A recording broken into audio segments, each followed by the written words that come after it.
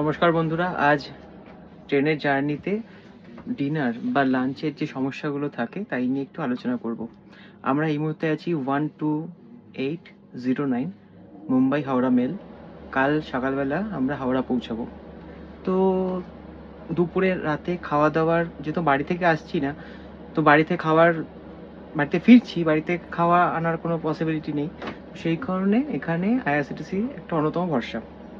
তো সেই কারণে আজকে আমরা নিয়ে নিয়েছি এগ মিল। তোমাদেরকেও বলে দিচ্ছি, 90 রুপিস এগ মিল, এবং তাতে কি থাকে সেটা তোমাদের সঙ্গে শেয়ার করব উইথ বিল অবশ্যই চেয়ে নেবে। এই হচ্ছে আমাদের ডিনারের সেট, ননভেজ এগ থালি।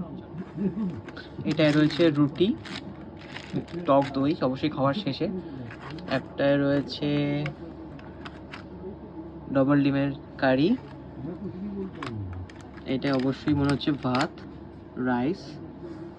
এটা কি যেটা দুপুরবেলায় মিস করেছিল, না করেনি, ডাল।